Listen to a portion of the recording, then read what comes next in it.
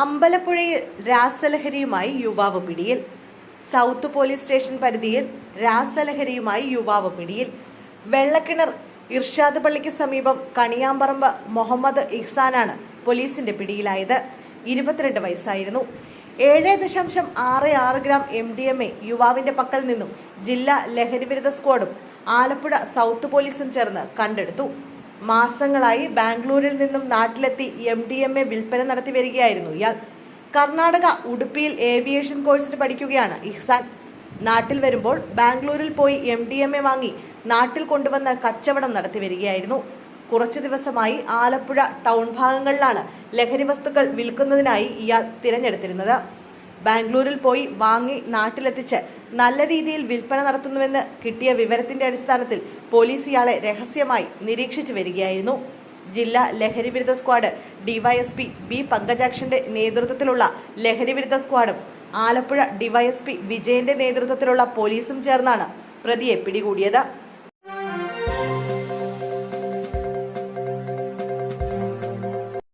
ജമ്മു കാശ്മീരിൽ വീണ്ടും ഭീകരാക്രമണം. സൈന്യത്തിന്റെ വാഹന വ്യൂഹത്തിന് നേരെ വെടിയുതിർത്ത് ഭീകരർ.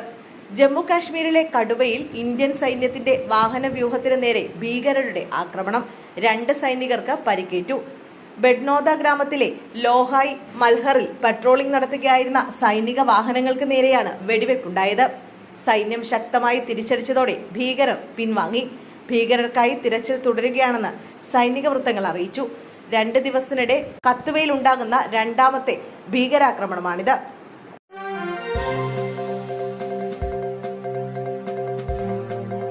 ഫ്രൂട്ട്സ് കട, പക്ഷേ കണ്ടെത്തിയത് നിരോധിത പുകയില ഉൽപ്പന്നങ്ങൾ. പഴവും പച്ചക്കറിയും വിൽക്കുന്ന കടയുടെ മറവിൽ ലഹരിമരുന്ന് വിൽപ്പന നടത്തിയ കടയ്ക്ക് പൂട്ടിട്ട് പഞ്ചായത്ത്. കാസർഗോഡ് നിരോധിത പുകയില ഉൽപ്പന്നങ്ങൾ വിൽപ്പന നടത്തിയ കടയുടെ ലൈസൻസാണ് പഞ്ചായത്ത് റദ്ദാക്കിയത്.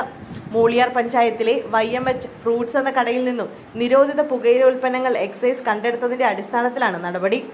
റേഞ്ച് ഓഫീസിൽ ലഭിച്ച പരാതിയുടെ അടിസ്ഥാനത്തിൽ ബദിയടുക്ക എക്സൈസ് സംഘം കഴിഞ്ഞ ഏപ്രിൽ 2-ാം തീയതി ഈ കടയിൽ നിന്ന് ജൂൺ 1-ന് 2.9 കിലോഗ്രാം നിരോധിത പുകയില ഉൽപ്പന്നങ്ങളും കസ്റ്റഡിയിലെടുത്തിരുന്നു.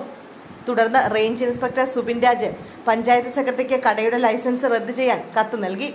ഇതിന്റെ അടിസ്ഥാനത്തിലാണ് നടപടി. നിരോധിത പുകയില ഉൽപ്പന്നങ്ങൾ വിൽക്കുന്നവർക്കെതിരെ കർശന നടപടിയെടുക്കുമെന്ന് എക്സൈസ് വ്യക്തമാക്കി.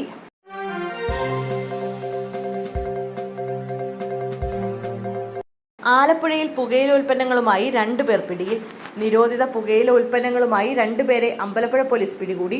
നൂറിനാട് പഞ്ചായത്ത് മുല്ലയിൽ തെക്കതിൽ വീട്ടിൽ വിജയൻ, മാവേലിക്കര തഴക്കര മാധവൻ വീട്ടിൽ ബിജു എന്നിവരാണ് പിടിയിലായത്. 1310 പാക്കറ്റ് നിരോധിത പുകയില ഉൽപ്പന്നങ്ങൾ ഇവരുടെ പക്കൽ നിന്നും പോലീസ് പിടികൂടി.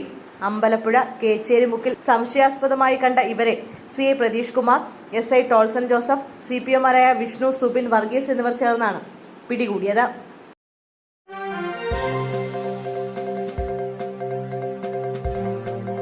കത്വയിൽ ഭീകരാക്രമണം, 4 സൈനികർക്ക് വീരമൃത്യു.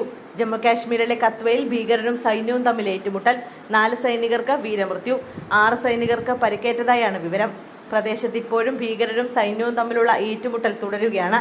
കത്വ ജില്ലയിലെ മച്ചേടി മേഖലയിലാണ് സൈന്യവും ഭീകരരും ഏറ്റുമുട്ടിയത്. വൈകിട്ട് ഗ്രാമത്തിലൂടെ പെട്രോളിംഗ് നടത്തുകയായിരുന്ന സൈനിക വ്യൂഹത്തിന് നേരെ ഭീകരർ ഗ്രനേഡ് എറിയുകയും വെടിയുതിർക്കുകയുമായിരുന്നു. ഉടൻ തന്നെ സൈന്യം തിരിച്ചടിച്ചു. ഏറ്റുമുട്ടലുണ്ടായ മേഖലയിലേക്ക് കൂടുതൽ സൈനികരെത്തി.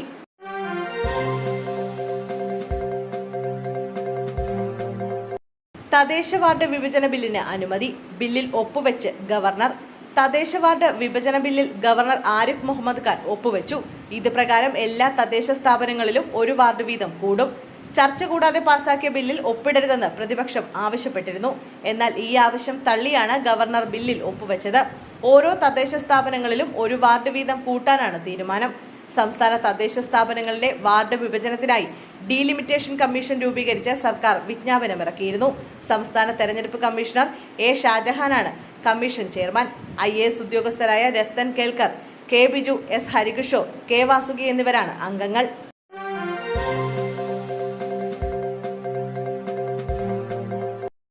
അഞ്ചാം നിലയിൽ നിന്ന് താഴേക്ക് വീണ് 6 വയസ്സുകാരന് ദാരുണാന്ത്യം.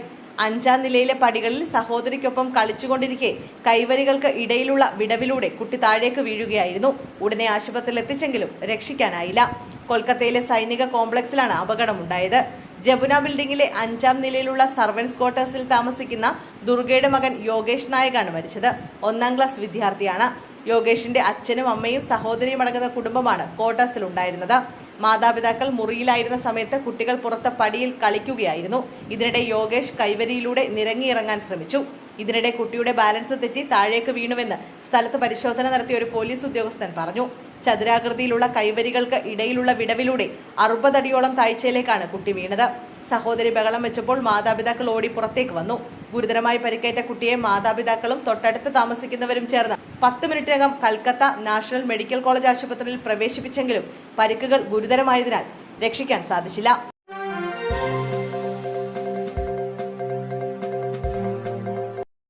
ചികിത്സിക്കാൻ പണമില്ല.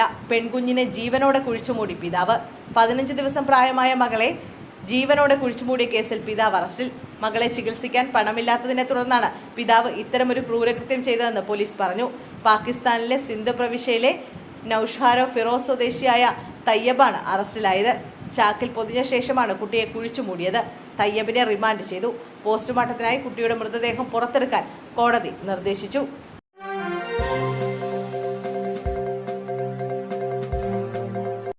CTET പരീക്ഷയിൽ ആൾമാറാട്ടം. 12 പേർ പിടിയിൽ. പരീക്ഷാ തട്ടിപ്പ് നടത്തിയ 12 പേരെ അറസ്റ്റ് ചെയ്തു. സെൻട്രൽ ടീച്ചർ എലിജിബിലിറ്റി ടെസ്റ്റ് പരീക്ഷയിൽ ആൾമാറാട്ടം നടത്തിയവരെയാണ് ബീഹാറിൽ പിടികൂടിയത്. ദർഭംഗ ജില്ലയിലെ വിവിധ സെന്ററുകളിൽ പരീക്ഷ എഴുതിയവരാണ് പിടിയിലായത്. പിടിയിലായവരിൽ 10 പുരുഷന്മാരും 2 സ്ത്രീകളും ഉൾപ്പെടുന്നു. തട്ടിപ്പിന് പിന്നിൽ വൻ സംഘമുണ്ടെന്നാണ് നിഗമനം. ബയോമെട്രിക് പരിശോധനയിലാണ് ഇവർ പിടിയിലാകുന്നത്. സംഭവത്തിൽ അന്വേഷണം പുരോഗമിക്കുകയാണെന്ന് അധികൃതർ അറിയിച്ചു.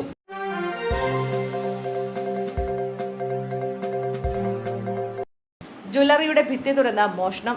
ജീവനക്കാർ ബഹളമുണ്ടാക്കിയതോടെ ഓടി രക്ഷപ്പെട്ട് കള്ളൻ. കോഴിക്കോട് നഗരത്തിലെ ദുബായ് ഗോൾഡ് ജ്വല്ലറിയിൽ മോഷണ ശ്രമം. ഭിത്തി തുറന്ന കള്ളൻ അകത്ത് കയറി. പുലർച്ചെ 3 മണിയോടെയാണ് സംഭവം.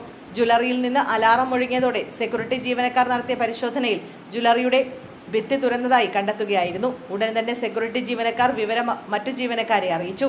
3 ജീവനക്കാർ എത്തിയപ്പോഴേക്കും കള്ളൻ അകത്തു തന്നെ ഉണ്ടായിരുന്നു.